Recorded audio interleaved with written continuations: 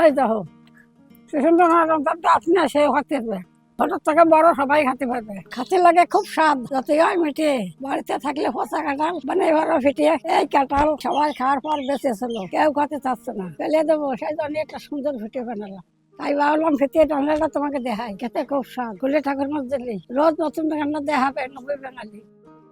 আজ বানাবো কাঁঠালের তেলে ভাজা পিঠে। প্রথমে লাগবে আমার কাঁঠাল, তারপরে লাগবে ময়দা 500 গ্রাম, তারপরে 100 গ্রাম সুজি, আর হাফ চামচ মৌরি, স্বাদ মতন লবণ, আর 100 গ্রামের একটু বেশি আছে চিনি, আর লাগবে সাদা তেল। প্রথমে কাঁঠালগুলো মিক্সির জারে দিয়ে দেবো। কাঁঠালগুলো মিষ্টি না একদম।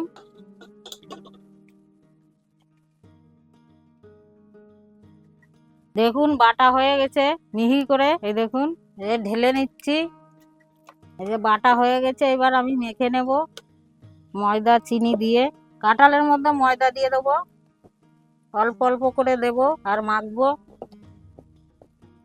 ঠিক যেমন তালের বড়া বানায় সেরকম করে বানাতে হবে। সুজি দিয়ে দিচ্ছি 100 গ্রাম, এবার মৌরিটাও দিয়ে দিচ্ছি হাফ চামচ। সুজি দেওয়ার পরে এত সুন্দর মচমচে আর কুরকুরে হবে, আপনারা খাবেন আমার নাম করবেন। একদম কাঁঠালটা মিষ্টি না, তার জন্য একটু বেশি করে চিনি দিচ্ছি।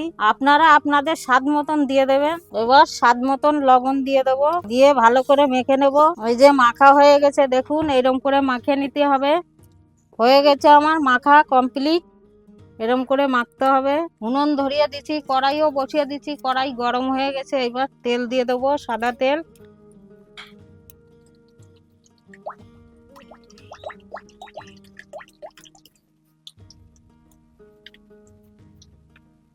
আমার তেল গরম হয়ে গেছে, এবার তেলে ভাজা পিঠে ছেড়ে দেবো। দেখুন ফুলে ফুলে ভেসে উঠছে।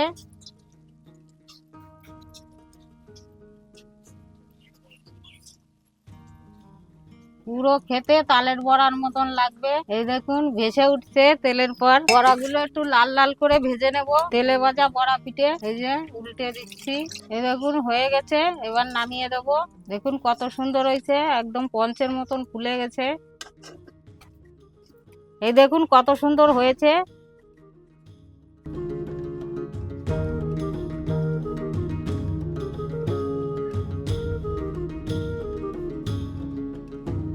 এই দেখো কি সুন্দর সুন্দর ফিটিয়ে হয়েছে। এই দেখো খেয়ে দেখতেছি। এই দেখো সুন্দর আপনি সে খেতে পারবে, ছোট থেকে বড় সবাই খেতে পারবে।